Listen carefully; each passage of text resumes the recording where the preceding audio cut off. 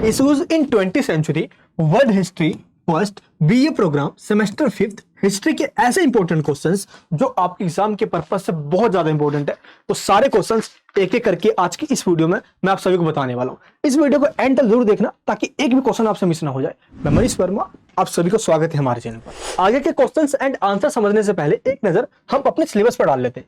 जब आप अपने एग्जाम देने जाओगे तो उस टाइम चाहे क्वेश्चन कहीं से भी आ जाए, आपको सब कुछ सुना सुना सा लगेगा, क्योंकि यहां पर आप सुनकर जाओगे चाहे आपने पूरे साल कुछ भी ना पढ़ा हो। तो एक बार हम सिलेबस को समझ लेते हैं। सिलेबस में जो फर्स्ट यूनिट है वो 20th सेंचुरी पे, और 20वीं शताब्दी यानी 20th सेंचुरी का मतलब होता है 1900 से लेकर 2000 के बीच का जो टाइम है, जिसमें पूरे 100 साल आते हैं।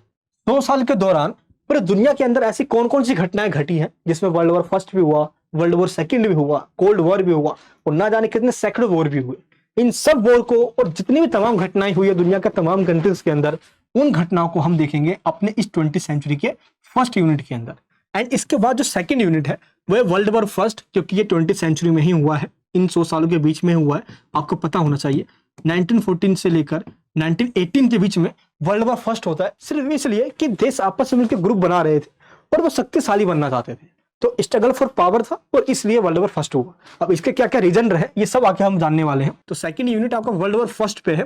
एंड इसके बाद 1917 में ही रशियन रेवोल्यूशन होता है। रशिया के अंदर क्रांति होती है और इसका लीडरशिप लेनिन करता है। लेनिन के द्वारा रशिया का जो पूरा पॉलिटिकल स्ट्रक्चर इसको चेंज कर दिया जाता है। यहाँ पे एक नया सिस्टम आता है जिसको मार्क्सिज्म कहा जाता है। मार्क्सिज्म जो कि कार्ल मार्क्स के द्वारा दी गई एक थ्योरी है, जो ये कहती है कि स्टेट यानी कि गवर्नमेंट के अंदर फार्मर्स और लेबर्स का अधिकार होना चाहिए, सोसाइटी में इक्वालिटी होना चाहिए, पूंजीपति यानी कि जो कैपिटलिस्ट लोग हैं, पैसे वाले लोग हैं, इनके द्वारा किसी गरीबों का शोषण ना किया जाए। इस पे आधारित एक सरकार बनती है रशिया के अंदर और लेनिन इसका लीडरशिप करता है। आखिर रशियन रेवोल्यूशन क्यों हुआ, इसके पीछे के कारण क्या थे, ये सब कुछ बताना है आपको। रशिया के अंदर मोनार्की सिस्टम हुआ करता था और यहाँ के राजा को जार कहा जाता था। तो जार बहुत अत्याचारी था, अब इसको गद्दी से हटाकर एक नया सिस्टम लाया जाएगा। अब ये पूरा रेवोल्यूशन के द्वारा किया जाएगा। एंड इसके बाद है फोर्थ यूनिट, वो है rise of fascism. Fascism just एक आइडियोलॉजी है जो कि इटली के अंदर मुसोलिनी के द्वारा इंट्रोड्यूस करवाई गई। और फासिज्म क्या कहता है कि स्टेट सबसे सुप्रीम है, यानी कि स्टेट दैट मींस गवर्नमेंट या राजा के ऊपर कोई नहीं है। राजा के अगेंस्ट में या स्टेट के अगेंस्ट में कोई भी कुछ बोलेगा उसको मौत के घाट उतार दिया जाएगा। तो फासिज्म या फासीवाद एक ऐसी आइडियोलॉजी है जो तानाशाही को सपोर्ट करती है, और ये आइडियोलॉजी लेकर आता है मुसोलिनी इटली के अंदर। एंड जैसे फासीवाद आया इटली में, वैसे नाजीवाद आया जर्मनी के अंदर, जो हिटलर लेकर आया। हिटलर की भी सेम यही आइडियोलॉजी थी कि स्टेट को सबसे सुप्रीम रखना है, अपोजिशन में जो भी हमारे बोलेगा उसको दबा देना है, यानी कोई विरोध नहीं कर सकता गवर्नमेंट की। और नाजीवाद यानी हिटलर ने तो कई ज्यूस को भी यानी यहूदियों को मारा, जिसको आपने जेनोसाइड या होलोकास्ट के नाम से भी आपने सुना होगा। ये हम पढ़ेंगे आगे आने वाले क्वेश्चन के अंदर। एंड इसके बाद है मॉडर्निटी। आखिर आधुनिकता की शुरुआत कब और कैसे होती है? आधुनिकता का मतलब क्या होता है? आधुनिकता की शुरुआत 15th सेंचुरी से ही हो जाती है, लेकिन जब इंडस्ट्रियल रेवोल्यूशन होता है 1750 से लेकर 1850 के बीच में, तो जो काम पहले हाथों से किया जाता था और वही काम अब मशीनों से किया जाने लग गया, क्योंकि इंडस्ट्रियल रेवोल्यूशन होती है और अब यहाँ पे मशीनों का आविष्कार होने लग गया। जैसे जेम्स वॉट के द्वारा भाप के इंजन का आविष्कार कर देना, ग्राहम वेल्स के द्वारा टेलीफोन का आविष्कार करना, ऐसे एक नहीं कई सारे आविष्कार किए गए। और इसका बेनिफिट हुआ यूरोपियन कंट्रीज को, क्योंकि ब्रिटेन के अंदर सबसे पहले इंडस्ट्रियल रेवोल्यूशन आया। तो आपको बताने में यही है कि मॉडर्निटी कैसे आई। एंड इस मॉडर्निटी के अंदर कुछ चीजों की डिमांड की गई है, जैसे महिलाओं के द्वारा इंग्लैंड में अपने राइट टू वोट की डिमांड करी गई। तो इसको लेकर काफी मूवमेंट्स भी हुए। तो आपको बताना है कि राइट टू वोट को लेकर क्या क्या डिमांड हुई एंड कैसे उनको राइट टू वोट मिला, ये घटना है। इसके बाद इंडोनेशिया की घटना है एंटी कॉलोनियल स्ट्रगल के खिलाफ, यानी कि इंडोनेशिया में जो स्ट्रगल किया गया अपनी आजादी को लेकर। तो पूरे सिलेबस में आपका ये टॉपिक है। जो मेन टॉपिक है इसके अंदर वो है world war first, world war second, राष्ट्र संघ यानी कि league of nation. League of nation क्या था? वर्ल्ड वॉर फर्स्ट जैसे खत्म हुआ तो वर्ल्ड वॉर सेकंड ना हो, वर्ल्ड वॉर सेकंड को रोकने के लिए ही लीग ऑफ नेशन बनाया गया था, जैसे आज के टाइम पे यूएनओ है। क्योंकि वर्ल्ड वॉर सेकंड को लीग ऑफ नेशन रोक नहीं पाया, इसलिए लीग ऑफ नेशन खत्म करके वर्ल्ड वॉर सेकंड के बाद यूएनओ बनाएगा, ताकि ये वर्ल्ड वॉर थर्ड ना हो। जैसे वर्ल्ड वॉर सेकंड हो गया और लीग ऑफ नेशन रोक ही नहीं पाया, इसलिए इसको खत्म कर दिया गया। तो लीग ऑफ नेशन का कंट्रीब्यूशन क्या रहा? तो world war first, world war second, league of nation, Russian revolution, fascism and Nazism में क्या डिफरेंस है, फासिज्म के क्या क्या फीचर्स है, एंड इंग्लैंड के अंदर महिलाओं ने कैसे अपना कंट्रीब्यूशन दिया राइट टू वोट के लिए इंडोनेशिया के ऊपर। ये आपके कुछ क्वेश्चन है जो आपके एग्जाम में आते आते हैं। तो मैं क्या करने वाला हूं, इस साल जो 2023 में क्वेश्चन पेपर आया हुआ है, आपको मैं पहले हल्के में वो समझा दूंगा, और इस पूरे टॉपिक पे मैंने एक वीडियो और बनाई हुई है। तो इस पूरे सिलेबस के टोटल 2 वीडियो हैं। प्लीज कोई एक वीडियो देख के मत चले जाना, कहीं आप बाद में बोलोगे सर क्वेश्चन नहीं आया। आपको दोनों वीडियोस देख के जाना, चाहे हल्के में देख के जाओ, लेकिन देख के जरूर जाना है। पहली जो अभी ये वीडियो चल रही है, पहले आपको इसको देख लेना है। इसके बाद जो मैंने लास्ट ईयर अपलोड की है, इसको भी लगभग 1.5 लाख लोगों ने देख लिया है। और अगर आपने अभी तक नहीं देखा तो जरूर देख लेना। इस सेकंड वाले वीडियो के अंदर मैंने जो पहले आपको जो क्वेश्चन बताए हुए हैं, जो मैं इस वीडियो में कवर नहीं कर रहा, वो मैंने इस वीडियो में कवर कर दिया है। पूरा सिलेबस आपका कवर हो जाएगा और आपके एग्जाम में आएंगे 100% फुल टू फुल मार्क्स। अब हम क्या करते हैं, जो हमने रिसर्च करके इस बार जो लेटेस्ट क्वेश्चन निकाला है, एक बार पहले उसको समझ लेते हैं करके, जो कि पूरे सिलेबस से है। इसके बाद आपको देखना है वो वाली वीडियो जो मैंने लास्ट ईयर अपलोड किया है। इस वीडियो को लिंक नीचे वीडियो डिस्क्रिप्शन बॉक्स में आपको दे दूंगा मैं। तो दोनों वीडियोस को देख लेने के बाद आपका पूरा टॉपिक कंप्लीट हो जाएगा। अब हम समझते हैं अपना फर्स्ट क्वेश्चन। प्रथम विश्व युद्ध देशों के बीच गुप्त गठजोड़ का परिणाम था। क्या आप सहमत हैं? यानी कि the first world war resulted from secret alliances between the countries. Do you agree? आपसे ये पूछा जा रहा है कि जो देशों के बीच में जो सीक्रेट ग्रुप बनाए गए थे, आपस में एग्रीमेंट करके जो अलियंस बनाए गए थे, गठबंधन बनाए गए थे, इसके बाद ही वर्ल्ड वॉर फर्स्ट हुआ। दैट मीन्स इस गठबंधन का ही नतीजा निकला वर्ल्ड वॉर फर्स्ट। तो क्या ऐसा सच में था? और इसी क्वेश्चन के और में दैट मीन्स घुमाकर इसको पूछा जा सकता है, यूरोप और व्यापक विश्व पर प्रथम विश्व युद्ध के परिणामों की चर्चा कीजिए। That means discuss the consequences of world war first on Europe and the wider world. That means पूरे विश्व पे वर्ल्ड वॉर फर्स्ट का क्या इंपैक्ट पड़ा। तो आपको इस क्वेश्चन में बताना क्या है, वर्ल्ड वॉर फर्स्ट की स्टार्टिंग कैसे हुई और इसका क्या आउटकम निकला। अब ये पूरा क्वेश्चन घुमाकर आपसे पूछा जा रहा है कि वर्ल्ड वॉर फर्स्ट गठबंधन का परिणाम था, कैसे घुमा दिया गया इसको। बट ये बिल्कुल इजी क्वेश्चन है, आपको इसमें बस वर्ल्ड वॉर फर्स्ट का रीजन ही बताना है। और इस क्वेश्चन से आपको ये सीख लेनी है कि आपके एग्जाम में चाहे जैसे भी क्वेश्चन घुमा कर आ जाए, अगर आपको एक वर्ड मिल गया, मेन ये वर्ड आपको पकड़ना है, अच्छा भाई ये इस टॉपिक से, और उसी को आपको लिख डालना है। जैसे वर्ल्ड वॉर फर्स्ट इसमें पूछा गया है और इसके परिणाम पूछे गए हैं, तो परिणाम में आपसे बोला गया कि जो देश आपस में गठबंधन बना रहे थे, उसके बाद ही इसका परिणाम ये निकला, वर्ल्ड वॉर फर्स्ट हो गया। अभी आपको मैं बताऊंगा कि कैसे इसका परिणाम निकला, क्यों गठबंधन बनाया गया था, तब आपको समझ में आ जाएगा। देखिए पहले आपको मैं ये बता दूं, दुनिया भर के अंदर जो 20th सेंचुरी है, 20th सेंचुरी का मतलब होता है 1900 से लेकर सन 2000 के बीच का ये जो टाइम है, ये लगभग 100 सालों का टाइम है। इस 100 सालों के बीच में वर्ल्ड वॉर फर्स्ट हुआ है, वर्ल्ड वॉर सेकंड हुआ है और कोल्ड वॉर हुआ है। कोल्ड वॉर जो कि वॉर के ही समान है, बट इसमें डायरेक्ट गोले बारूद नहीं फेंके गए। ये आइडियोलॉजिकल वॉर था, अपनी आइडियोलॉजी को दूसरे देश में कैसे थोपना है, ये इसको लेकर युद्ध हो रहा था। तो world war first, second and cold war, 3 war हुए हैं और ना जाने कितने सैकड़ों वॉर हुए हैं इस 20th सेंचुरी के अंदर। तो अब आपको इसमें ये बताना है कि वर्ल्ड वॉर फर्स्ट क्या था और इसकी स्टार्टिंग आखिर हुई कैसे। देखिए वर्ल्ड वॉर फर्स्ट 4 अगस्त 1914 को इसकी स्टार्टिंग होती है और ये 11 नवंबर 1918 तक चलता है। दुनिया भर के 60 कंट्रीज इसके अंदर डायरेक्ट इन्वॉल्वमेंट थी इनकी, एंड 1 करोड़ लोग इसमें मारे गए, लगभग 3 करोड़ लोग इसके अंदर घायल हुए और 35,000 करोड़ पाउंड इसमें खर्चा हुआ। यानी कि जन हानि हुई, लोग मरे, धन हानि, यानी कि इकोनॉमी में भी काफी नेगेटिव इंपैक्ट पड़ा। अब हम बात करते हैं कि क्या ये गठबंधन का परिणाम था, तो आपको बताना है जी हाँ, ये गठबंधन का परिणाम था और मैं इस बात से सहमत हूँ, क्योंकि क्वेश्चन में आपसे ये पूछा गया है। कभी बार क्या होता है कि क्वेश्चन में पूछा गया है और आप इसका आंसर पूरे अच्छे तरीके से नहीं लिखते हो। तो देखो मैंने यहाँ पे लिख के बताया हुआ भी है, हाँ मैं इस बात से सहमत हूँ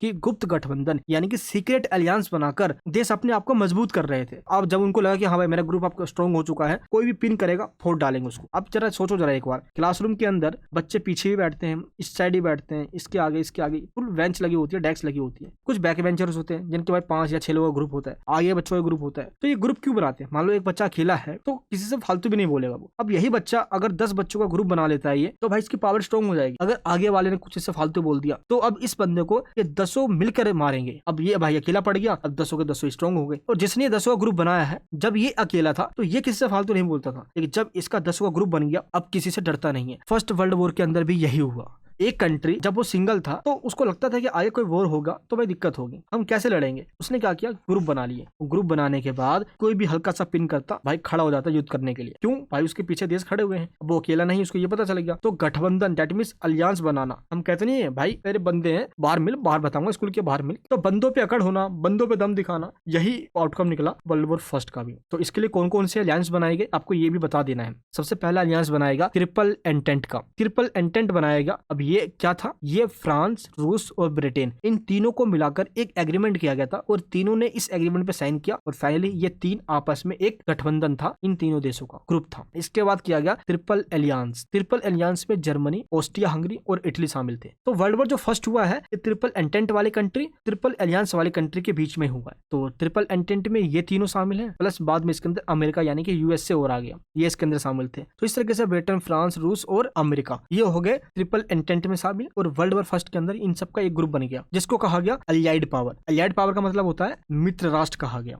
एंड इसके बाद आता है ट्रिपल अलियांस। ट्रिपल अलियांस का मतलब 3 देशों का गठबंधन या ग्रुप, जर्मनी, ऑस्ट्रिया, हंगरी, ये पहले एक ही देश हुआ करते थे। एंड तीसरा हुआ इटली। इन तीनों को मिलाकर ग्रुप बन गया और वो कहलाया सेंट्रल पावर यानी कि केंद्रीय शक्तियां। तो वर्ल्ड वॉर जो फर्स्ट हुआ है ये सेंट्रल पावर और अलियाइड पावर यानी केंद्रीय शक्तियां और मित्र देशों के बीच में हुआ है। अब हम पूरा जो सिनेरियो पढ़ने वाले, अब इन दोनों ग्रुप को ध्यान में रखकर ही हम आगे पढ़ेंगे। बस आपको एक चीज और पता होना चाहिए कि ट्रिपल अलियांस के अंदर ओटोमन एम्पायर भी आ गया था आगे चलकर, इटली चला गया था ट्रिपल एंटेंट के यानी कि जो मित्र राष्ट्र है अलियाइड पावर है इनके पास चला गया। तो चलिए अब हम समझते हैं कि वर्ल्ड वॉर फर्स्ट की आखिर स्टार्टिंग कैसे हुई, आखिर वो कौन से रीजन थे जिसकी वजह से वर्ल्ड वॉर फर्स्ट की स्टार्टिंग हुई। देखो वर्ल्ड वॉर फर्स्ट की स्टार्टिंग करने में यानी कि कोई ऐसी एक घटना हो गई जिसने आग में घी डाल दी और इसने पूरी जंगल को जला दी। अब ये घटना क्या हुई थी चलिए आपको बताता हूँ। देखो जून 1914 का टाइम था। ऑस्ट्रिया हंगरी के उत्तराधिकारी जो सिंहासन पे बैठने वाले थे, दैट मींस जो राजा ही बनने वाले थे, उनका नाम था फर्डिनेंड। तो फर्डिनेंड क्या थे, ये बोस्निया में गए हुए थे। बोस्निया में एक जगह है सेरोजोवा, ये वहां पे गए हुए थे और उसी टाइम पे इनकी गोली मारकर हत्या कर दी गई। और ऑस्ट्रिया हंगरी, अब जरा आप देखोगे तो ऑस्ट्रिया हंगरी किसका राजा है। अब ऑस्ट्रिया हंगरी कौन से ग्रुप में है ये देखिए, ट्रिपल अलियांस, दैट मींस जो सेंट्रल पावर है उसके अंदर शामिल था ऑस्ट्रिया हंगरी। गोली कहां पे मारी गई है, बोस्निया के अंदर। बोस्निया किसका फ्रेंड है, ब्रिटेन, फ्रांस, इनका फ्रेंड है बोस्निया।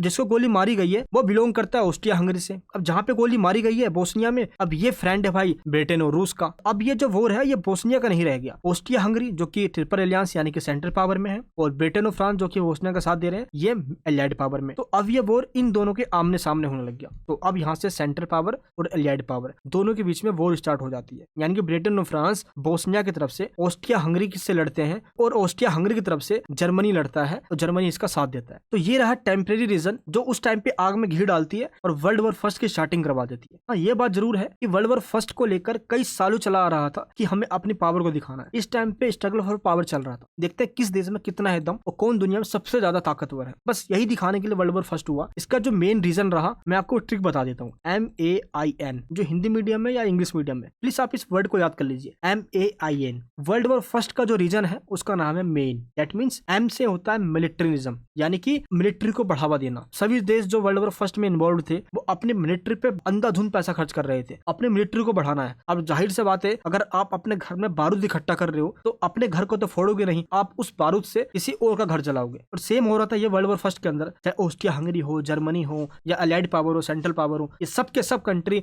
कोई कम तो कोई ज्यादा अपनी मिलिट्री को बढ़ा रहे थे ताकि जब भी मौका मिले देश को फोड़ डालेंगे जो हमारे सामने आएगा। तो मिलिट्रिज्म। एंड नेक्स्ट क्या है, अलियाइड। अलियाइड का मतलब होता है गठबंधन बनाना। अलियाइड का मतलब क्या हुआ, गठबंधन बनाना, यानी कि आपस में मिलकर गठबंधन बना रहे हैं। अभी आपको मैंने बताया जिसका आउटकम निकल कर आया world war first by struggle for power. हमें पावर को बढ़ाना है तो गठबंधन बना के हम उन देशों को फोड़ डालेंगे जो हमारे बीच में आएंगे। और अलियाइड पावर चाहती थी सेंट्रल पावर को फोड़ना और सेंट्रल पावर चाहती थी अलियाइड पावर की ऐसी तैसी करना। अब इसीलिए ये वर्ल्ड वॉर फर्स्ट हुआ। एंड इसके बाद आ जाता है M हो गया, A हो गया, अब आता है I, फिर आएगा N। I का मतलब क्या है, I का मतलब है इंपीरियलिज्म, दैट मींस साम्राज्यवाद। अब साम्राज्यवाद का मतलब क्या होता है, देखो जो भी अलियाइड पावर में शामिल है जितने भी देश और जो सेंट्रल पावर में शामिल है, अब उनका एक ही कहना था हमारे आसपास जो भी कंट्रीज है हम उन कंट्रीज पे अटैक करके उनके ऊपर कब्जा कर लेंगे और उन कंट्री को हम अपना सैनिक अड्डा बना लेंगे ताकि वहां पे हम लड़ाई करें। क्योंकि देखो जाहिर सी बात है जिस भी देश के अंदर वॉर होगा सबसे ज्यादा नुकसान उसी देश का होगा। इसलिए ये इंपीरियलिज्म का कॉन्सेप्ट आया यहाँ से, देशों को गुलाम बनाने का। हम अपने आसपास के देशों को गुलाम बनाएंगे, अपने कब्जे में लेंगे। और अब देख होड़ सी मच गई, जो सबसे ज्यादा गुलाम बनाएगा वो सबसे ज्यादा ताकतवर होगा। अब इसमें चाहे अलाइड पावर हो, अब ये चले गए एशिया के देशों के बीच में, अफ्रीकन कंट्रीज के बीच में, और वहां पर जाके गुलाम बनाने लग गए। तो यहाँ से यही जो होड़ मच गई, कौन ज्यादा गुलाम बनाएगा, जो रास्ते में आएगा फिर वो लड़ेगा। तो कहीं ना कहीं जो वर्ल्ड वॉर फर्स्ट की जो बीज है वो यहाँ पे बो दी गई थी, जो कि फर्डिनेंड की असैसिनेशन के बाद दुनिया के सामने आ गई। एंड नेक्स्ट है एन। एन का मतलब क्या होता है,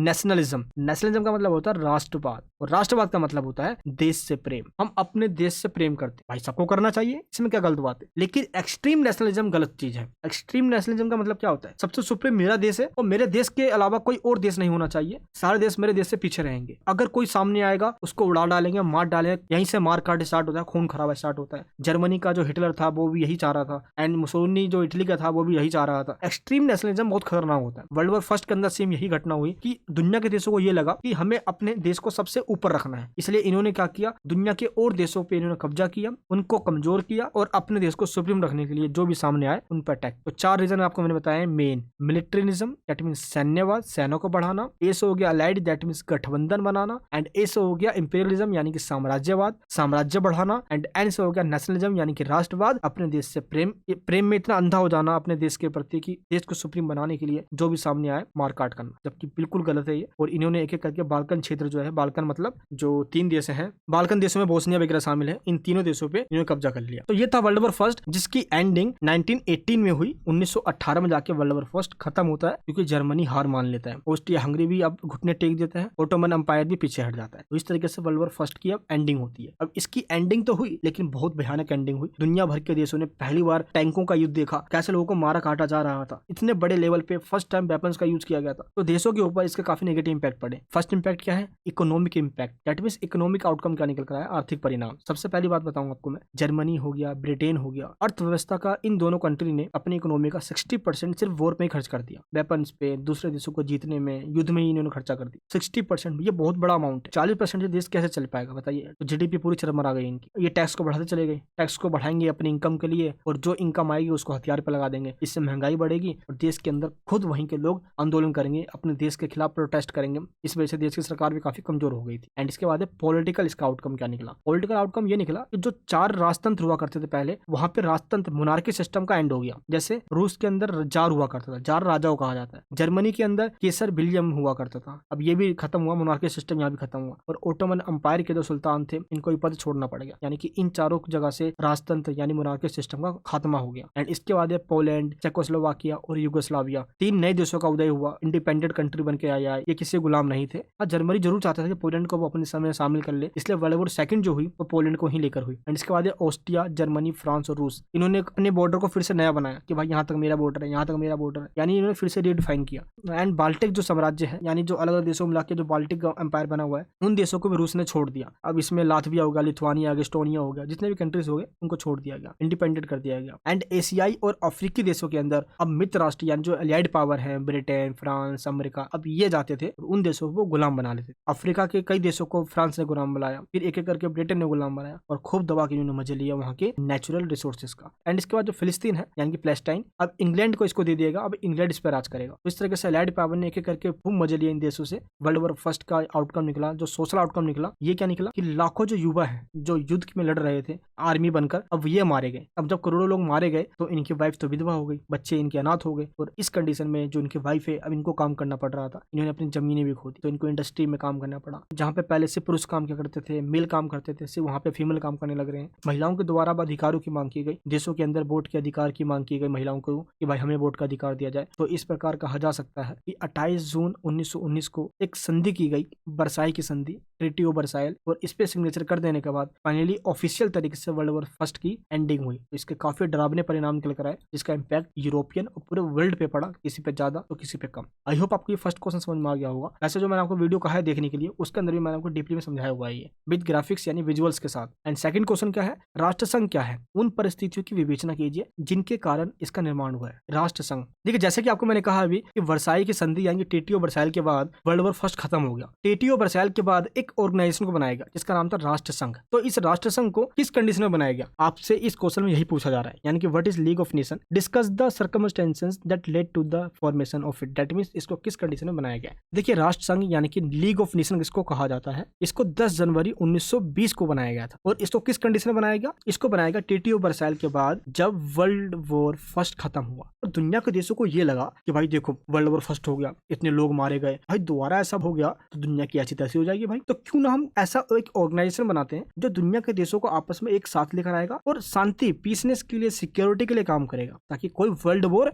सेकंड ना हो जाए। अब दुनिया के देशों लगा भाई हाँ ये तो सच बात है भाई, हाँ ऐसा होना चाहिए। और ये सारी बात कही किसने? ये सारी बात कहता है अमेरिका का राष्ट्रपति, जिसका नाम था वुडरो विल्सन। वुडरो विल्सन के द्वारा कहा गया कि हम ऐसे एक ऑर्गेनाइजेशन बनाते हैं भाई, ये अच्छा रहेगा ताकि कोई वर्ल्ड वॉर सेकंड ना हो। अब वुडरो विल्सन ने ये कह भी दी, अब ये ऑर्गेनाइजेशन बन भी गया 10 जनवरी 1920 को। लेकिन जिसने ये कहा अमेरिका के राष्ट्रपति ने, अमेरिका खुद इस लीग ऑफ नेशन में शामिल नहीं हुआ। वो कहता है कि हम शामिल नहीं होंगे। क्यों? क्योंकि अमेरिका का राष्ट्रपति खुद शामिल नहीं हो सकता। अमेरिका के अंदर 2 हाउस है, हाउस ऑफ कॉमन जिसको भारत में लोकसभा कहते हैं, उसको अमेरिका में हाउस ऑफ कॉमन्स कहा जाता है। जिसको भारत में राज्यसभा कहते हैं, उसको अमेरिका में सीनेट कहा जाता है। तो अमेरिका में जब तक सीनेट के द्वारा परमिशन ना मिल जाए, अमेरिका का राष्ट्रपति अमेरिका को किसी भी ऑर्गेनाइजेशन में शामिल नहीं कर सकता। और सीनेट ने मना कर दिया। लो भाई, जिसने कहा अब वही शामिल नहीं हुआ लीग ऑफ नेशन के अंदर। तो लीग ऑफ नेशन को इसलिए बनाया गया कि वर्ल्ड वॉर सेकंड होने से रोके। और इसको किस कंडीशन में बनाया गया था? इसको वर्ल्ड वॉर फर्स्ट की कंडीशन में बनाया गया था। जब वर्ल्ड वॉर फर्स्ट अभी ताजा खत्म हुआ था, ट्रीटी ऑफ वर्साइल हुआ था, सभी देश आपस में मीटिंग कर रहे थे और पेरिस कॉन्फ्रेंस के अंदर इसको बनाया गया कि भाई हम ऐसा एक ऑर्गेनाइजेशन बना देते हैं। तो मेन जो इसका पर्पस था वो था शांति और स्टेबिलिटी बनाकर रखना, कि कोई भी वॉर ना हो जाए। वुडरो विल्सन ने 14 बिंदु गिनवाए, भाई देखो शांति पे काम करेंगे, सिक्योरिटी पे काम करेंगे, ये सब उसने कह दिया। एंड आइडियलिज्म एंड विल्सन की जो नीति थी उसके तहत इंटरनेशनल कॉर्पोरेशन की बात की गई कि भाई सहयोग पे करेंगे काम, संघर्ष को किसी भी तरीके से रोकेंगे, दोबारा से कॉन्फ्लिक्ट या वॉर होने नहीं देंगे। और वर्साई की जो संधि है जो 1919 में की गई,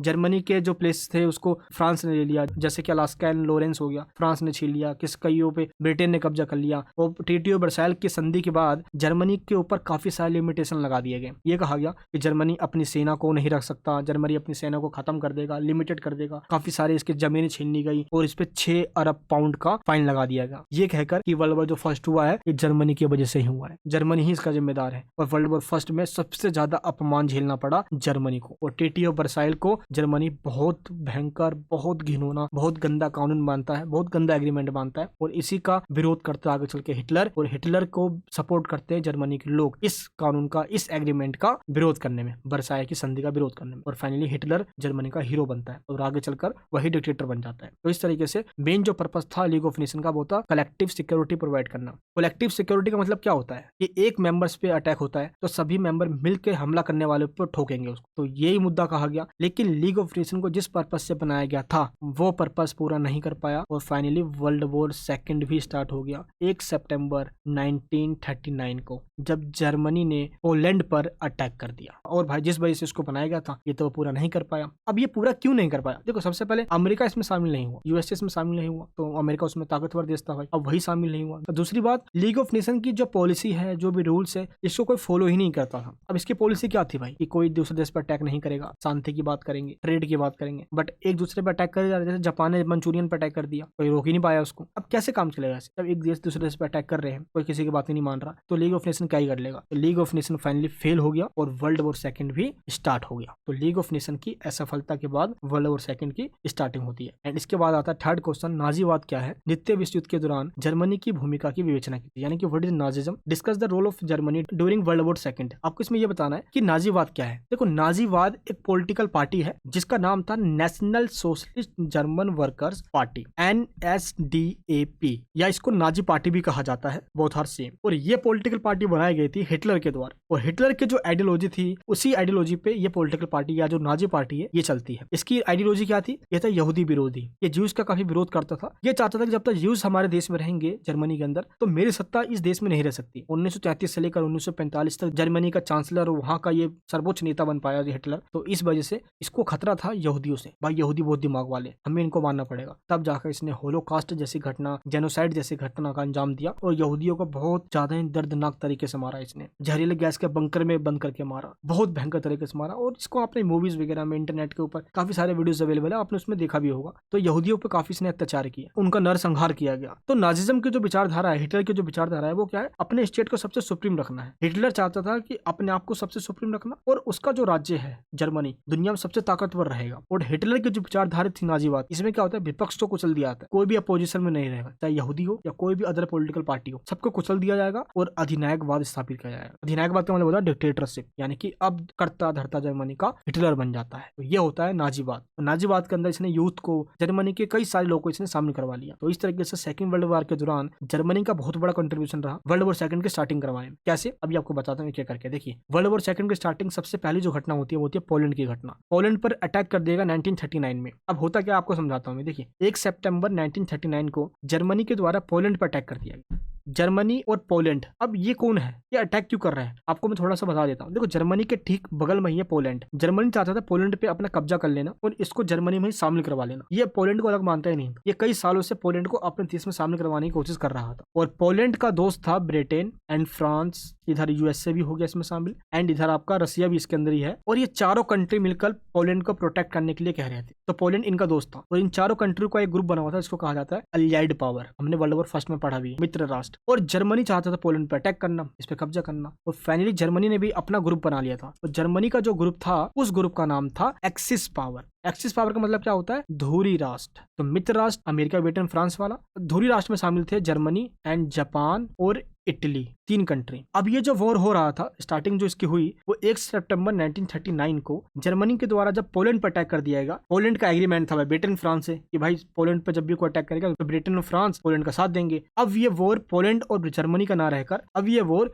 जर्मनी, ब्रिटेन और फ्रांस का हो गया, क्योंकि पोलैंड का एग्रीमेंट हुआ पड़ा था भाई। अब ब्रिटेन फ्रांस आया तो जर्मनी ने अपने दोस्तों को बुला लिया भाई, जापान और इटली को। इस तरीके से अब ये वॉर एक्सिस पावर यानी कि धुरी राष्ट्र और मित्र राष्ट्र के बीच में होने लग गया। 1 सितंबर 1939 को जैसी जर्मनी ने पोलैंड पर अटैक किया, जब से ही वर्ल्ड वॉर सेकंड की स्टार्टिंग हो गई। ब्रिटेन और फ्रांस जर्मनी को इस युद्ध में घेर लेते हैं और वो युद्ध करने लग जाते हैं। अब इसके बाद एक एक करके ये युद्ध चलता है, कई सारी पॉलिसीज को इंप्लीमेंट किया जाता है, अपनी सेना को बढ़ाया जाता है। और जर्मनी का जो हिटलर है वो चाहता था पूरे यूरोप पे कब्जा कर। उसने एक एक करके पहले फ्रांस पे कब्जा किया, ब्रिटेन पे किया, उनकी सेनाओं को मारा। जर्मनी ने कई देशों पे एक एक करके कब्जा भी कर ली और वहां पे इसने अपनी कठपुतली सरकारें भी बना दी, जैसे फ्रांस, नॉर्वे एंड नीदरलैंड के अंदर। ये चाहता था कि इन देशों के अंदर मेरी चुनी हुई सरकार बने, और वहां पे कठपुतली सरकार बन गई, जो कि हिटलर चाहता था वैसा ही हुआ। ब्रिटेन की लड़ाई हुई 1940 के अंदर। ब्रिटेन की कई जगह पे जर्मनी कब्जा कर चुका था। एंड सबसे बड़ी गलती जर्मनी ने जो की वो थी ऑपरेशन बारबोसा 1941। अब ऑपरेशन बारबोसा क्या है? ऑपरेशन बारबोसा के तहत जर्मनी ने Soviet union that means USSR पे कब्जा कर दिया, दैट मींस अटैक कर दिया। अब हुआ क्या, आपको मैं घटना बताता हूँ। देखिए, मान लो ये है मैप, आपको पता है दुनिया में सबसे बड़ा कंट्री कौन है? सोवियत यूनियन है, यानी कि आज का जो रसिया है ये बहुत बड़ा कंट्री हुआ करता था। और जर्मनी ने चाहा सोवियत यूनियन पर अटैक करना, क्योंकि सोवियत यूनियन भी एलाइड पावर में शामिल है। अब जर्मनी की जो सेना थी वो है लाल सेना। सेना भी इसकी कम नहीं थी, बहुत बड़ी सेना थी, लेकिन इसकी एक सेना ब्रिटेन में लगी हुई थी, एक सेना इसकी फ्रांस में लगी हुई थी, और इसने अपनी एक सेना को सोवियत यूनियन में भेज दिया। सोवियत संघ जिसको 1991 में तोड़ दिया गया और निकल कर आया रूस। क्लियर है? अब हुआ क्या, इसकी सेना आगे जा रही थी और सोवियत संघ की सेना बड़ी तेज थी भाई, वो आगे नहीं आ रही थी, वो पीछे हटते जा रही थी, ताकि जर्मनी की सेना और आगे आते जाए और आगे आते जाए और आगे आते जाए, और ये उसको यहाँ पे लाकर वहीं पे मारते। क्यों? क्योंकि इसके बाद जर्मनी से सोवियत यूनियन के अंदर इनके लिए खाना पीना इसकी सप्लाई कैसे होगी? तो फाइनली बीच में आकर ही फंस जाते। तो दिमाग लड़ाया सोवियत यूनियन की सेनाओं ने, लाल सेनाओं ने, और उन्होंने इसकी सेनाओं को पीछे बुला बुलाकर अपने देश के अंदर और अंदर लाकर घेर लिया। पीछे पूरा जंगल झाड़ी फंसा हुआ था, वो आप वापस जा नहीं सकते थे, और वहीं पे उनको मार दिया गया। और फाइनली जर्मनी के साथ साथ हिटलर जो तानाशाह था, अब उसको खतरा लगा भाई, अब क्या होगा भाई, क्योंकि वो जर्मनी के जो सैनिक थे वो ब्रिटेन, फ्रांस और सोवियत यूनियन तीनों जगह पे फंस गए। अब ये पड़ गया अकेला। और फाइनली 30 अप्रैल 1945 को जर्मनी का शासक हिटलर जो था, इसने अपने आप को गोली मारी और इसने आत्महत्या कर ली, यानी सुसाइड कर लिया। और इस तरीके से वर्ल्ड वॉर सेकंड जो स्टार्ट हुआ था 1 सितंबर 1939 को स्टार्ट हुआ था और खत्म होता है 2 सितंबर 1945 को। तो इस तरीके से आपको ये पता होना चाहिए कि कैसे इसकी स्टार्टिंग हुई और कैसे इसकी एंड हुई। उत्तरी अफ्रीका और भूमध्य सागर के कई हिस्सों पर जर्मनी ने हमले किए, उन पे कब्जा किया, इटली के साथ गठबंधन बनाया, और सबसे बड़ी जो गलती करी हिटलर ने वो लाखों यहूदियों को इसने मरवाया, बहुत भयंकर तरीके से मरवाया इसने। और अंत में जाके जर्मनी, जापान और इटली ने हार मानी जब इसके अंदर अमेरिका आ गया 1941 के अंदर। और फाइनली एक्सिस पावर यानी धुरी राष्ट्र की हार हुई और मित्र राष्ट्र इसके अंदर जीत गए। जो वर्ल्ड वॉर फर्स्ट में जीते थे अलाइड पावर, वही वर्ल्ड वॉर सेकंड में भी जीते allied power. World war first में सेंट्रल पावर की हार हो गई थी और वर्ल्ड वॉर सेकंड के अंदर भी एक्सिस पावर की हार हुई। जिनको वर्ल्ड वॉर फर्स्ट में सेंट्रल पावर कहा गया, उनको वर्ल्ड वॉर सेकंड के अंदर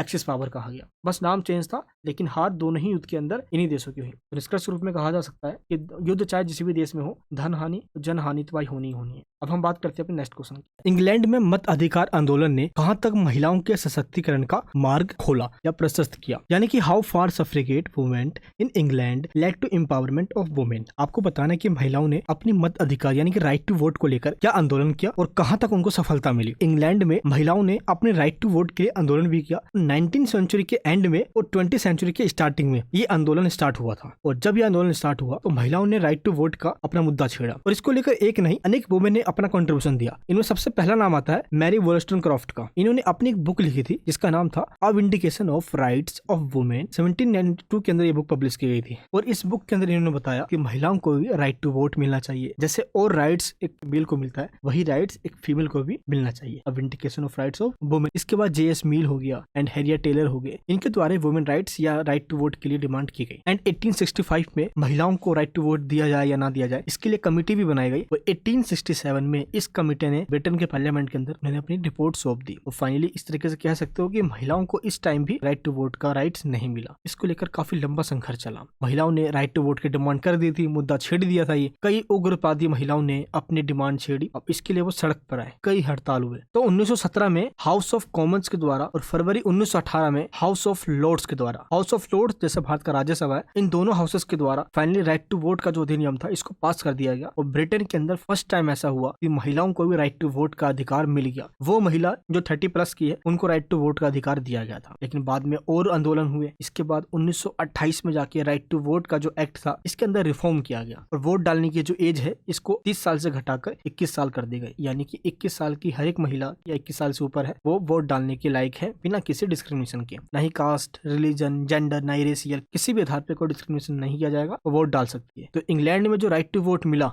इससे महिला का एम्पावरमेंट हुआ, सशक्तिकरण हुआ। सशक्तिकरण का मतलब होता है महिलाओं का मजबूतीकरण। जब महिला मजबूत हो जाए और इससे काफी सारे चेंजेस हैं, जैसे महिला भी जागरूक हुई और वो वोट डाल सकती थी और चुनाव के अंदर भी पार्टिसिपेट कर सकती थी, यानी कि वो इलेक्शन भी लड़ सकती थी, वो पार्लियामेंट के अंदर MP बन सकती थी, अवेयर भी हुई अपने राइट्स को लेकर और जाहिर सी बात है पॉलिटिक्स के अंदर भी एक्टिव हुई। इसका सबसे बड़ा फायदा अवेयरनेस और एक्टिविज्म को लेकर। एंड सेकंड क्या है, सोशल चेंजेस भी हुए। सोसाइटी काफी कंजर्वेटिव थी, महिलाओं को राइट्स नहीं दिए गए थे, ये सोचकर कि महिलाओं को सिर्फ घर चलाना होता है, सिर्फ डोमेस्टिक लाइफ तक उनको लिमिटेड कर दिया गया था और पॉलिटिक्स सिर्फ आदमियों के लिए छोड़ दिया गया था कि मेल के द्वारा ही पॉलिटिक्स लाई जा सकती है, फीमेल के द्वारा कभी भी नहीं। और फाइनली इस सोच को बदला गया और मेल और फीमेल इक्वलिटी के साथ पॉलिटिक्स के अंदर पार्टिसिपेट कर सकते हैं। तो जाहिर सी बात है इसमें सोशल चेंजेस किए गए, कानूनी रूप से भी रिफॉर्म किया गया। जैसे महिलाओं के द्वारा जो अधिकार हैं, चाहे वो एम्प्लॉयमेंट का राइट्स हो गया या मैरिज एक्ट हो गया, प्रॉपर्टी में राइट्स हो गया, एजुकेशनल राइट्स हो गए, राइट टू वोट हो गया, इन सब के ऊपर एक एक करके कानून बनने लग गए। महिला भी अब अवेयर हो गई थी, अपने राइट्स को लेकर वो काफी सजग थी। यहीं से स्टार्ट होती है फेमिनिज्म की। फेमिनिज्म का मतलब क्या होता है, नारीवाद। जब महिला और पुरुष में समानता की बात करती हैं ऐसी महिलाएं या ऐसे लोग, उनको फेमिनिज्म यानी कि नारीवाद कहा जाता है। इसका इंपैक्ट इंटरनेशनल लेवल पे हुआ। पहले इसकी शुरुआत तो ब्रिटेन से हो गई। अब इसको देखा देखी और भी देश जहाँ पे महिलाओं को राइट्स नहीं था, उन देशों की महिलाओं ने भी अपने देश के अंदर राइट टू वोट के लिए डिमांड करी। जैसे ब्रिटेन के बाद अमेरिका हो गया एंड कई वेस्टर्न कंट्रीज के अंदर महिलाओं को वोट का राइट था ही नहीं। भारत उन देशों में शामिल है जिसने आजादी के टाइम पे महिलाओं को राइट टू वोट दिया, इसके बिना परवाह किए कि महिलाओं पे पुरुषों का कहीं डोमिनेशन ना हो जाए। घर के उनके पति जो कहेंगे वही महिला करती है और वही महिला जाके वोट डाल देगी। हमने इसकी परवाह नहीं करी। महिला हो या पुरुष हो, सबको इक्वल राइट्स दिया। गलती एक बार करेंगे, 1000 बार करेंगे, लेकिन कभी ना कभी जाके वो सीख जाएंगे। इसलिए भारत का नाम दुनिया के लार्जेस्ट डेमोक्रेसी के अंदर आता है। एंड इसके बाद दीर्घकालिक प्रभाव। राइट टू वोट का डिमांड अपने आप में दुनिया के सभी महिलाओं को एक कर देता है। जो जेंडर इनइक्वालिटी का मुद्दा है इसको भी उठा देता है। घर के अंदर राइट टू प्रॉपर्टी ना देना, दैट मीन्स महिलाओं के साथ डोमेस्टिक वायलेंस करना, वो सारे राइट्स ना देना जो महिलाओं को मिलना चाहिए एज एन वुमेन, इनसे भी वंचित रखा जाता था। तो महिलाओं ने इन सब चीजों की डिमांड कर दी। तो निष्कर्ष के रूप में कहा जा सकता है कि राइट टू वोट के डिमांड से इंग्लैंड से इसकी शुरुआत हुई, दुनिया भर पे इसका इम्पैक्ट पड़ा और महिलाओं में इक्वालिटी की, जेंडर इक्वालिटी, एम्पावरमेंट की बात हुई। और कहीं ना कहीं इसका इम्पैक्ट एक लंबे युग तक रहा, जब महिलाओं ने नारीवाद का रूप लिया और एक आइडियोलॉजी बनकर पीढ़ी दर पीढ़ी अपनी इक्वालिटी और जेंडर इक्वालिटी जैसे मुद्दे को उठाती रही। एंड फिफ्थ क्वेश्चन क्या है, सेकंड वर्ल्ड वॉर यानी कि द्वितीय विश्व युद्ध के बाद संयुक्त राष्ट्र के गठन से यूरोप में शांति का प्रसार हुआ। क्या आप सहमत हैं? यानी कि the formation of United Nations after the second World War led to the prevalence of peace in Europe. Do you agree? देखो इस क्वेश्चन को घुमाकर ही पूछा जा सकता है, जैसे कि द्वितीय विश्व युद्ध के बाद यूएन का गठन कैसे हुआ, यूनाइटेड नेशन यानी कि यूएनओ जिसको कहते हैं। तो how UN got formed after the second World War. 1914 से लेकर 1918 तक वर्ल्ड वॉर फर्स्ट चलता है। इसके बाद लीग ऑफ नेशन बनाई जाती है। लीग ऑफ नेशन का काम क्या होता है कि वर्ल्ड वॉर सेकंड ना होने देना। ट्रीटी ऑफ वर्साइल में यही कहा गया, पेरिस कॉन्फ्रेंस में भी कहा गया, क्योंकि जर्मनी ने पोलैंड पे अटैक कर दिया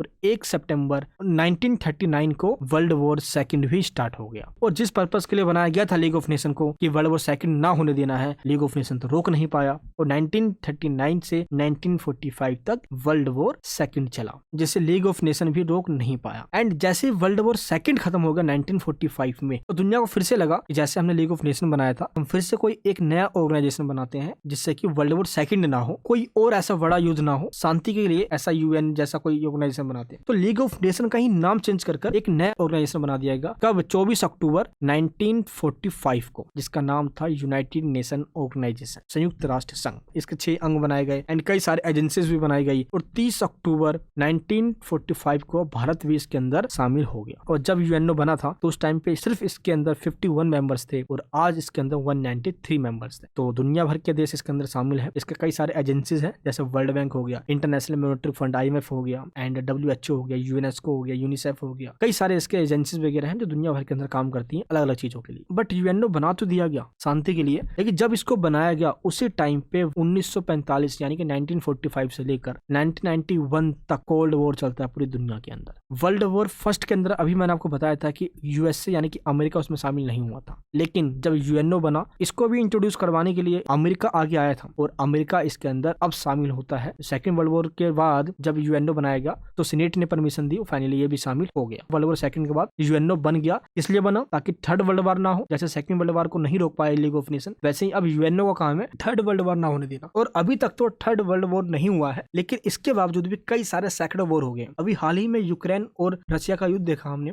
इजराइल और पैलेस्टाइन का हमने वॉर देखा, अभी भी सैकड़ों वॉर चल रहे हैं, लेकिन अभी तक ये वर्ल्ड वॉर में नहीं बदल पाया है। जब यूएनओ बनाया गया तो इसका मकसद साफ रखा गया। इसके जो चार्टर है इसमें साफ मकसद रखा गया कि यूएनओ का मेन मकसद है प्रोटेक्शन प्रदान करना पूरी दुनिया के देशों को। सभी देश आपस में एक मंच पे आएंगे और इकट्ठे होकर एक साथ आवाज उठाएंगे, सिक्योरिटी को लेकर, टेररिज्म को लेकर, सोशल एंड पॉलिटिकल चेंजेस को लेकर, एनवायरमेंट की सिक्योरिटी को लेकर, इन सब जैसे मुद्दों के लिए इनको बनाया गया। तो यूएनओ को बना तो दिया गया, लेकिन जरूरी यह है कि इसके स्ट्रक्चर को सुधार करना, क्योंकि इसका जो स्ट्रक्चर है वो ये कहता है इसमें 5 मेंबर होंगे परमानेंट और 10 मेंबर होंगे नॉन परमानेंट, यानी कि ये हर 2 साल में चेंज होते रहेंगे। और जो परमानेंट है इनके पास वीटो पावर है, यानी कि दुनिया में जो भी डिसीजन लेना है उस डिसीजन के लिए अगर ये 5 मेंबर्स एग्री हैं तभी हम डिसीजन ले सकते हैं। 5 में से अगर किसी एक ने ये मना कर दिया तो फाइनली वो जो डिसीजन लिया जाएगा वो कैंसिल कर दिया जाएगा। अब ये 5 मेंबर कौन है? इसमें है अमेरिका, रशिया, ब्रिटेन, फ्रांस और चाइना। भारत भी कई बार मेंबर रह चुका है, but Bharat non permanent member रहा है। भारत भी परमानेंट मेंबर बनने की काबिलियत रखता है, इसलिए नहीं बन पा रहा क्योंकि चाइना हमेशा से अटकलें लगाते रहता है और चाइना कई बार भारत के मुद्दों को यहाँ पे बिगाड़ता रहता है। तो यूएनओ को इसलिए ही बनाया गया। एंड इसके बाद आपसे पूछा गया यूरोप में शांति का प्रसार हुआ। जैसे वर्ल्ड वॉर सेकंड खत्म हुआ तो इसका सबसे ज्यादा जो नेगेटिव इंपैक्ट था वो यूरोपियन कंट्री पे पड़ा। यूरोप के जितने भी कंट्रीज थे, जो वेस्टर्न पार्ट है यूरोप का, इस पे ज्यादा इंपैक्ट पड़ा, बहुत ज्यादा। मतलब कि इनकी इकोनॉमी का ज्यादातर पैसा खर्च हो चुका था, आर्थिक तंगी आ गई थी। तो यूएनओ का मेन मकसद था इनको इकोनॉमिक हेल्प देना, जो यूरोपियन कंट्रीज हैं इनकी हेल्प करना सबसे पहले, और वेस्टर्न कंट्रीज के सबसे ज्यादा। पूरी दुनिया 2 भाग में डिवाइड हो गई थी। पहला एक ग्रुप था यूएसएसआर का और एक ग्रुप था यूएसए का। यूएसए में अमेरिका के सारे कंट्रीज आते हैं जिनको वेस्टर्न कंट्रीज कहा जाता है, और यूएसएसआर के अंदर जो कंट्रीज आते थे वो ईस्टर्न पार्ट के थे। तो इनको हेल्प तो यूएसएसआर अकेले अपने दम पे कर रहा था, लेकिन वेस्टर्न कंट्रीज की हेल्प यूएसए और यूएनओ मिलकर कर रहे थे, क्योंकि यूएनओ में जो सबसे ज्यादा फंड देगा उसकी ही बात सुनी जाती है और यूएनओ में सबसे ज्यादा फंड अमेरिका देता है। तो इस तरीके से कहा जा सकता है कि यूएनओ अपने आप में सिर्फ एक ऑर्गेनाइजेशन है, लेकिन चलती इसकी एक पैसे की नहीं है। अमेरिका या दुनिया के तमाम देश एक दूसरे पर अटैक करते रहते हैं। चाइना पूरा ताइवान खाया जा रहा है, इधर हांगकांग को खाया जा रहा है, श्रीलंका में उसने इंटरफेयर किया, अफ्रीका कंट्री को गुलाम बनाया जा रहा है। कई सारे ऐसे छोटे मोटे वॉर्स होते रहते हैं, बट यूएनओ चुप बैठा रहता है। तो इस कंडीशन में यूएनओ में सुधार करने की बहुत जरूरत है, और इसके स्ट्रक्चर में जब तक सुधार नहीं होगा कुछ नहीं हो सकता। तो यूएनओ बना तो दिया गया, बट अपने मकसद में ये कायम इसलिए है कि हाँ, वर्ल्ड वॉर थर्ड नहीं हो पाया है, ये दुनिया की मजबूरी भी है। अगर वर्ल्ड वॉर थर्ड हो गया तो इसका बहुत भयंकर परिणाम होगा, क्योंकि वर्ल्ड वॉर सेकंड ये खत्म हुआ ही था जापान पे अटैक कर अमेरिका के द्वारा हिरोशिमा और नागासाकी पे, और उसके क्या आउटकम निकल कर आए ये दुनिया जानती है। लाखों लोग उसके अंदर मारे गए। और अगर अब वर्ल्ड वॉर थर्ड हुआ तो दुनिया के ज्यादातर देशों के पास आज एटम बम है। अगर आज किसी ने एक बम फेंक दिया ना, दुनिया तबाह हो जाएगी, क्योंकि उस टाइम के मुकाबले आज जो एटम बम बनाए जाते हैं 10 गुना ज्यादा हैवी आज बनाए जा रहे हैं। तो ये बात सच है कि आज कोई नहीं चाहता कि हम एटम बम से अटैक करें, क्योंकि उसके पास भी एटम बम है भाई।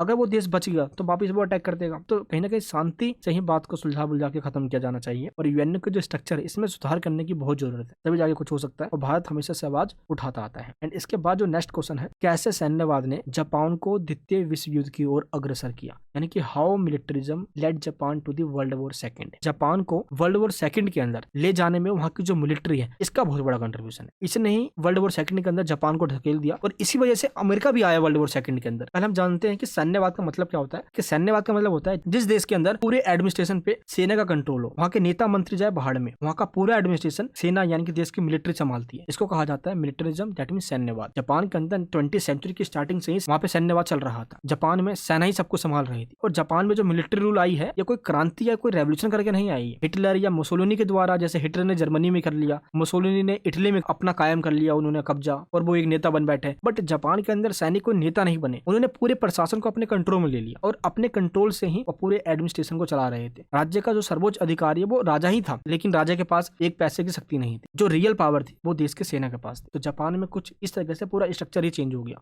बट जनता इसके अगेंस्ट में थी, जनता काफी प्रोटेस्ट कर रही थी, बट सेना के पास पूरी पावर है, सेना इसको दबा दे रही थी। लेकिन अब हम बात करते हैं सैन्यवाद ने जापान को वर्ल्ड वॉर सेकंड में कैसे धकेल दिया। चलिए हम जानते हैं एक पॉइंट। सबसे पहला पॉइंट है राष्ट्रवाद और सम्राट पूजा, यानी कि nationalism and Amperian worship. Japan के लोगों के अंदर भी एक भूख जग गई कि हमें भी अब शक्तिशाली देश बनना है, अब हम भी अपने देश से प्रेम करते हैं। तो अचानक से इनके अंदर देशभक्ति जाग गई, हमें अपने देश को सबसे आगे लेकर जाना है। सम्राट पूजा डेट मीन्स सबसे सुप्रीम हमारा देश होना चाहिए। और यहीं से सेना के अंदर वो शक्ति आई कि हमें अपने देश को आगे लेकर जाना है, और सेना ने पूरा मोर्चा संभाल लिया अपने देश का। सेकंड पॉइंट क्या, राजनीति में सैन्य प्रभाव, यानी कि मिलिट्री इन्फ्लुएंस इन पॉलिटिक्स। सेना का इन्फ्लुएंस अगर पॉलिटिक्स में होने लग गया तो जाहिर सी बात है कि उस देश का पूरा स्ट्रक्चर चरमरा जाएगा। अब पाकिस्तान को देख लीजिए, सरकार आती है जाती है, आती है जाती है, क्योंकि मिलिट्री का वहाँ पे इन्फ्लुएंस डायरेक्ट या इनडायरेक्ट होता रहता है। तो वही कंडीशन जापान में हो गई थी। जापान के अंदर डायरेक्ट और इनडायरेक्ट सारा रूल मिलिट्री के पास था, और मिलिट्री ने कुछ ऐसे कांड किए जो जापान के लिए सही नहीं साबित हुए। जैसे थर्ड पॉइंट में आपको बताता हूँ मैं, विस्तारवादी नीतियां और शाही महत्वाकांक्षाएं, यानी कि expansionist policies and imperial ambitions. Japan ने क्या किया, जो वहाँ की मिलिट्री है, अब वो चाह रही थी कि जापान को पावरफुल कैसे बना सकती है, आसपास के देशों को कब्जे कर लो। तो जापान ने 1931 में मंचूरिया पर अटैक किया और उसको अपने कब्जे में ले लिया। चीन के भी कई बड़े हिस्से को इसने कब्जे में ले लिया, यानी कि जापान एक्सपेंड करना चाहता था, मिलिट्री वहाँ की ताकतवर बनना चाहती थी। 1937 में मार्को पोलो ब्रिज पर हादसा हुआ और इसका नेगेटिव इंपैक्ट भी पड़ा। लेकिन फोर्थ पॉइंट में क्या है, 1933 में जापान राष्ट्र संघ यानी कि जो लीग ऑफ नेशन बनी थी वर्ल्ड वॉर सेकंड ना होने देने के लिए, ये उससे भी बाहर निकल गया, क्योंकि इसको अपने आसपास के देशों पर अटैक करना था। अब लीग ऑफ नेशन इसको रोक भी नहीं पा रहा है। मिलिट्री को भूख लगी पड़ी है और भूख मिटे आसपास के जो देश से उन पे कब्जा करके। अब हुआ क्या फिफ्थ पॉइंट के अंदर, 1940 में जापान ने धुरी शक्तियां, जिसको एक्सिस पावर कहा जाता है, इसके अंदर जर्मनी और इटली शामिल थे, और इन्होंने एक अलायंस बनाया जिसके अंदर जापान, जर्मनी और इटली। इसको त्रिपक्षीय समझौता कहा गया, क्योंकि इसमें 3 देश शामिल हो गए और इन्होंने अपना एक ग्रुप बना लिया, एक्सिस पावर कहा गया। इन्होंने कहा कि कोई वॉर होता है तो तीनों मिलकर साथ लड़ेंगे और साथ मारेंगे। जापान को हिम्मत मिल गई, और इस हिम्मत के बदौलत जापान के मिलिट्री ने एक ऐसा कांड किया जिस कांड की वजह से जापान को बहुत बड़ा हर्जाना भुगतना पड़ा। जापान की सेना ने 7 दिसंबर 1941 को पर्ल हार्बर पर जाके अचानक से अटैक कर दिया, जो कि अमेरिका का एक भाग है, और अमेरिका गुस्सा आ गया। अमेरिका का लॉ ये कहता है कि जब तक अमेरिका में कोई अटैक नहीं करेगा, अमेरिका उसको मारेगा नहीं। अमेरिका के पर्ल हार्बर पे जैसे अटैक हुआ, सीनेट ने बिल पास किया, और एक टाइम ऐसा आया कि 6 अगस्त और 9 अगस्त को हिरोशिमा और नागासाकी में जाके इसने एटम बम्स गिरा दिया। हालांकि इसकी जरूरत नहीं थी, लेकिन बम इसलिए गिराएगा ताकि दुनिया को अमेरिका दिखा सके कि उसमें है कितना दम, और यहीं से होड़ लगी हथियारों की होड़। जैसे कि 1945 के अंदर अमेरिका ने एटम बम बना लिया और इसने जापान पे टेस्ट भी कर लिया, फोड़ के लाखों लोग को भी मार दिया इसने। 1949 के अंदर रसिया यानी कि यूएसएसआर ने भी बना लिया। 1954 के अंदर ब्रिटेन ने भी बना लिया, एंड 1959 के अंदर फ्रांस ने भी बना लिया, और 1964 के अंदर चाइना ने भी बना लिया। 1974 के अंदर भारत ने भी टेस्ट कर लिया, और 1998 में अटल बिहारी जी के टाइम पे भारत ने सफल टेस्ट भी कर लिया। भारत के पास आज भी एटम बम से, लेकिन भारत के जो पड़ोसी देश है चाइना और पाकिस्तान, इनके पास ही एटम बम, इसलिए अपनी सिक्योरिटी से कभी भी कॉम्प्रोमाइज नहीं करना चाहिए। और जैसे ही पर्ल हार्बर पर अटैक किया जापान ने, अब वर्ल्ड वॉर सेकंड के अंदर डायरेक्ट रूप से अब तक अमेरिका इन्वॉल्व नहीं था। 1947 में अब अमेरिका भी आ गया, और जापान के इस हमले से 2400 अमेरिकी मारे गए थे, 19,000 जहाज डुबा दिए थे अमेरिका के, नष्ट कर दिए थे पूरे, और जिसमें जापान के 100 सैनिक मारे गए। और फाइनली अमेरिका ने इसका बदला लिया, जापान के ऊपर एटम बम्स गिरा के पूरा जापान तहस नहस कर दिया। जैसे एटम बम्स गिराया जाता है जापान के ऊपर, वर्ल्ड वॉर सेकंड की समाप्ति होती है। जर्मनी, जापान और इटली एक एक करके अपने घुटने टेक देते हैं, और मित्र राष्ट्र यानी जो अलाइड पावर थे, इसके अंदर यूएसए हो गया, रसिया हो गया, ब्रिटेन एंड फ्रांस, इन सबकी जीत हो जाती है। अलाइड पावर यानी कि मित्र राष्ट्र में शामिल थे। तो ये हमारा कंक्लूजन हो जाता है। आपको अब इसको अपनी ही लैंग्वेज में लिखना है, अच्छे से बनाकर, जैसा भी आपको मैंने बताया है। तो अब आ जाता है सबसे एंड का question, short note. Short note में जो सबसे पहला ऑप्शन दिया गया है आधुनिकता, दैट मींस मॉडर्निटी। मॉडर्निटी का मतलब क्या है, देखिए 15th सेंचुरी के अंदर कई सारे ऐसे रिफॉर्म हुए और एक नया युग स्टार्ट होता है जिसको मॉडर्निटी यानी कि आधुनिकता के नाम से जाना जाता है। आधुनिकता का मतलब क्या हुआ, जो कमियां पहले मिडिवल पीरियड के अंदर थी, यानी कि मध्यकाल में थी, या आप कह सकते हो कि जो इतिहास का जो 3 पीरियड है उसमें सबसे पहले एंशिएंट आता है, उसके बाद मिडिवल आता है, उसके बाद मॉडर्न आता है। तो मॉडर्न में जो कमियां थी, सबसे बड़ी कमी तो यही थी कि पॉलिटिक्स प्लस रिलीजन यानी कि राजनीति और धर्म दोनों एक हो गए थे। धर्म जो कहता था राजा वही काम करता था, पूरी दुनिया में एक ही धर्म का बोलबाला था, वो है क्रिश्चियनिटी, दैट मींस क्रिश्चियन। इसमें जो चर्च के फादर हुआ करते थे, जिनको पादरी कहा जाता है, यही लोग राजा को सजेशन दिया करते थे और उसके अकॉर्डिंग राजा काम किया करता था। यानी कि धर्म और राजनीति, पॉलिटिक्स एंड रिलीजन आपस में जुड़े हुए थे। तो मॉडर्निटी में सबसे पहला चेंज तो यही हुआ कि पॉलिटिक्स प्लस रिलीजन दोनों को अलग अलग कर दिया गया। राजा अब जनता के इंटरेस्ट एंड नीड्स के अकॉर्डिंग ही अब डिसीजन लेगा, ना कि रिलीजन के अकॉर्डिंग। तो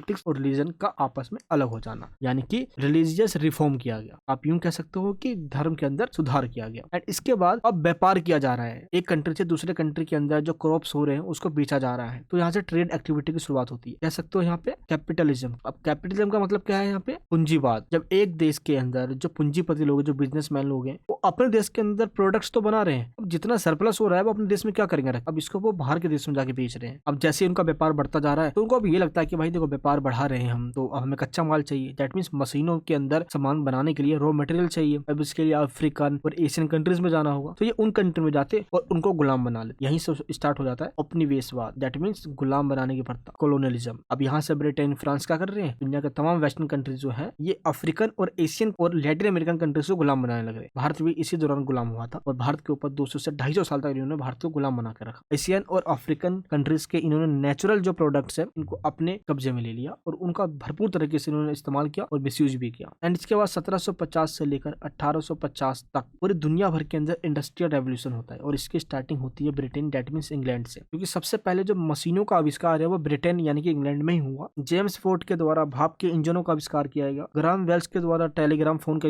आविष्कार किया गया, इनोवेशन किया गया और देखते ही देखते कई सारे आविष्कार होते चले गए। ब्रिटेन में सबसे पहले ये हुआ क्योंकि दुनिया के अधिकांश देशों को इसने अपना गुलाम बना रखा। इसको फायदा मिला, वहां से रॉ मटेरियल लाता और मशीनों में बनाकर वापिस उन्हीं देशों में जाकर बेच मारता भाई, इसको इससे फायदा होता। और यहीं से होती है मॉडर्निटी की स्टार्टिंग। तो आधुनिकता में होती है औद्योगिक क्रांति, इंडस्ट्रियल रेवोल्यूशन। जो काम पहले हाथों से होता था वही काम भाई मशीनों से होने लग गया, यानी कि हाथों को मशीन ने रिप्लेस कर। तो जो 20वीं सेंचुरी का जो टाइम पीरियड है इसके अंदर दो बड़े बड़े युद्ध हुए जिसको वर्ल्ड वॉर फर्स्ट सेकंड के नाम से भी जाना गया। महिलाओं यानी वुमेन के द्वारा अपने राइट्स को लेकर मूवमेंट्स किए गए, कई सारे मूवमेंट हुए, जैसे कि अब राइट टू वोट के लिए, इक्वालिटी के लिए। अब ब्रिटेन में हुआ, फ्रांस में हुआ, अमेरिका में हुआ, कई वेस्टर्न कंट्री के अंदर तो स्टार्टिंग में दिया ही नहीं गया था उनको राइट टू वोट। आप खुद देखिए अमेरिका आजाद 76 में हो गया, अब ये राइट टू वोट 20वीं सेंचुरी में बंदों को दे रहा है अपने देश के लोगों को, तो कितने दुर्भाग्य की बात है। भारत जैसे देश के अंदर आजादी के टाइम पे मिल गया। एंड महिलाओं की प्राइवेसी और जितने भी प्रॉपर्टी के राइट्स थे ये सब दिए गए, और यानी कि यहाँ पे रिफॉर्म किया गया। तो ये हम कह सकते हैं मॉडर्निटी की शुरुआत यहाँ से होती है। और अब तक मॉडर्निटी की शुरुआत के अंदर जो advancement I, equality I, liberty I, but यहाँ पे इकोनॉमिक डिपेंडेंसी भी आई। अब एक देश दूसरे देश पर डिपेंड भी हो गया अपने रॉ मटेरियल और उनसे हेल्प लेने के लिए। तो यहाँ से उपनिवेशवाद और imperialism, that means colonialism and imperialism, इनकी शुरुआत भी होती है, यानी कि देशों को गुलाम बनाने की शुरुआत भी यहीं से होती है। एंड अब हम ये देखते हैं पिकासो। पिकासो भी एक ऐसे स्पेनिश, दैट मीन्स स्पेन के एक महान पेंटर हुए और स्कल्प्टर हुए, यानी कि ये पेंटिंग भी करते थे और मूर्तियां भी बनाया करते थे, तो काफी फेमस हुए। इनका जन्म तो स्पेन में हुआ लेकिन इन्होंने अपनी जिंदगी फ्रांस में गुजार दी। पिकासो की जो कलाकृतियां हैं वो मानव निवेदना है, यानी कि ह्यूमन पिक्चर को इस तरीके से बना देते हैं जो देखने में बिल्कुल रियल सा लगता है। और ये उस टाइम पे जो सोसाइटी की नीड हुआ करती थी,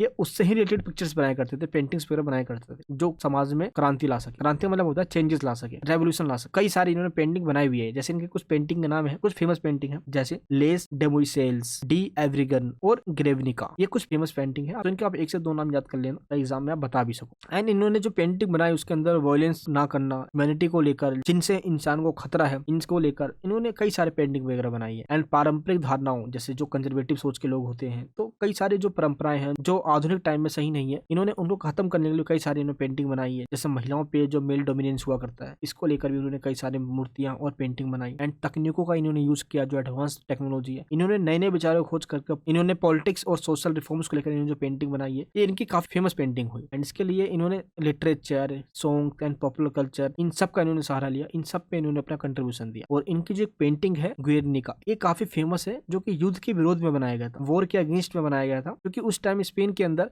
गृह युद्ध यानी सिविल वॉर हो रहा था। और ये सिविल वॉर हुआ था स्पेन में एक जगह का नाम है वास्क शहर, यहाँ पे बमबारी हो रही थी और इसके ही जवाब में इन्होंने एक पेंटिंग बनाई थी, ताकि वॉर के क्या परिणाम होते हैं, आउटकम क्या होते हैं, और वॉर इतना भयंकर होता है कि ये इंसान के लिए बहुत खतरनाक साबित होता है, इससे कैसे बचा जाए और वॉर के कैसे परिणाम होते हैं, इसको लेकर इन्होंने पेंटिंग वगैरह बनाई। तो कह सकते हो कि ये एक ऐसे पेंटर हुए जिन्होंने अपनी पेंटिंग से समाज यानी सोसाइटी और पॉलिटिक्स के रियलिटी को दिखाया। अगर सोसाइटी में रेवोल्यूशन लाना है तो दो लाइन सीधे मत कहूं, उसको किसी पिक्चर्स, कविता या पोयम के माध्यम से कहूं, उसका असर गहरा होता है। इसलिए पिकासो अपने टाइम के काफी फेमस पेंटर माने जाते हैं। एंड इसके बाद लेनिन। देखिए आपको ये पता होना चाहिए कि दुनिया भर के अंदर दो आइडियोलॉजी हुआ करते थे। पहली है लिबरलिज्म, जिसको कैपिटलिज्म के नाम से भी जाना गया। अब कैपिटलिज्म यानी कि लिबरलिज्म ये क्या कहता है? ये कहता है पूंजीवाद या उदारवाद। इसका मतलब होता है कि एक ऐसी आइडियोलॉजी जिसका ये कहना है कि स्टेट यानी कि जो राज्य है या जो गवर्नमेंट यानी कि जो सरकार है, इसका काम मिनिमम होना चाहिए, यानी सरकार के हाथ में मिनिमम कंट्रोल हो, जैसे कि डिफेंस, लोगों की सुरक्षा करना, देश का हेल्थ सिस्टम, एजुकेशन सिस्टम और पुलिस, बस इनके पास हो। यानी कि लिबरलिज्म कहते हैं या कैपिटलिज्म के द्वारा कहा जाता है कि लोगों को सिक्योर रखना ही स्टेट या गवर्नमेंट का काम है, बाकी सारे काम प्राइवेट सेक्टर खुद कर लेंगे। बिजनेसमैन लोग, हम और आपके जैसे लोग खुद अपना काम संभाल लेंगे, स्टेट इंटरफेयर नहीं करेगा। अगर स्टेट कोई कानून बनाता है तो देश की जो लोगों की लिबर्टी है खतरे में आएगी। ये कहता है कैपिटलिज्म यानी कि लिबरलिज्म, दोनों एक ही है, पूंजीवाद या उदारवाद, आपको इसको एक ही समझना है। एंड इसके बाद इसके ठीक अपोजिट आता है मार्क्सिज्म। कार्ल मार्क्स जर्मनी का रहने वाला था, इसने जो अपनी आइडियोलॉजी दी कार्ल मार्क्स ने, इसको मार्क्सिज्म के नाम से जाना जाता है। तो मार्क्सिज्म क्या कहता है कि दुनिया भर के अंदर स्टेट कुछ नहीं करता, तो ज्यादातर जो रिसोर्सेज है सोसाइटी की, इन सब के ऊपर कुछ ही लोगों का राइट्स हो जाता है, जैसे कि मीन्स ऑफ प्रोडक्शन करने के साधन है, चाहे मार्केट हो गई, इंडस्ट्री हो गई, बैंक हो गई, बड़े बड़े जो इंडस्ट्रीज वगैरह हैं, इन सब के ऊपर अमीर लोगों का कब्जा हो जाता है। और बेचारे लेबर्स और जो फार्मर्स हैं, बैकवर्ड क्लास के लोग हैं, ये अमीर लोगों के अंडर में काम करते हैं, तो इनका काफी एक्सप्लोटेशन होता है। तो अमीर अमीर बन जाता है, गरीब गरीब होते चला जाता है। तो जो एक्सप्लोटेशन हो रहा है ये इंडस्ट्रियल रेवोल्यूशन के बाद, जैसे ही औद्योगिक क्रांति हुई, तो जिसके पास पैसा था उसने मशीन में पैसा लगाया, और जिसके पास पैसा नहीं था, तो जिसने मशीन खरीदा है उसके पास ये काम करने लग गया भाई। तो इसमें सबसे बड़ा खतरा ये हुआ, कार्ल मार्क्स कहता है कि जो फार्मर्स लेबर्स हैं इनका एक्सप्लोटेशन बढ़ गया। तो ये नारा देता है कि दुनिया के सभी मजदूर किसान एक हो जाओ और रेवोल्यूशन करो, ताकि जो पूंजीपति या जो लिबरलिज्म है इसको उखाड़ फेंको और एक नई आइडियोलॉजी लेकर आओ, जिसके अंदर सब कुछ स्टेट के कंट्रोल में होगा, और स्टेट के ऊपर जो गवर्नमेंट होगी वो फार्मर्स और लेबर्स की होगी, ना कि कैपिटलिस्ट यानी पूंजीपति और अमीर लोगों की सरकार नहीं होगी, वो गरीबों की सरकार होगी, जिसको सर्वहारा यानी प्रोलेटेरिएट क्लास कहता है कार्ल मार्क्स, यानी कि मार्क्सिज्म जो आइडियोलॉजी। जैसे कि कैपिटलिज्म कहता है कि सब कुछ गवर्नमेंट के हाथ में ना हो, बस एक दो चीज हो, लेकिन मार्क्सवाद कहता है कि सब कुछ गवर्नमेंट के हाथ में हो, गवर्नमेंट इक्वल तरीके से सबको डिस्ट्रीब्यूट करेगा। और जब मार्क्सिज्म की आइडियोलॉजी स्टेट के अंदर एस्टेब्लिश कर दी जाएगी, तो यहाँ पे सिर्फ एक ही पॉलिटिकल पार्टी होगी, जिसका नाम होगा कम्युनिस्ट पार्टी, बाकी सब कुछ गवर्नमेंट के हाथ में होगा। यहाँ पे कोई पूंजीपति नहीं होगा, सभी इक्वालिटी के साथ रहेंगे, जिसके पास जो कैपेबिलिटी है, जिसमें जो योग्यता है, वो उसके अकॉर्डिंग वर्क करेगा, कोई डिस्क्रिमिनेशन यहाँ पे नहीं होगा, यानी कि राइट टू वर्क यहाँ पे दिया जाएगा। और इसको कहा गया सोशलिज्म और कम्युनिज्म। सोशलिज्म का मेन मकसद होता है जहाँ पे कोई भी क्लास ना हो, अमीर और गरीब ना हो, और कम्युनिज्म का मतलब होता है जहाँ पे स्टेट ना हो। स्टेट इसलिए ना हो,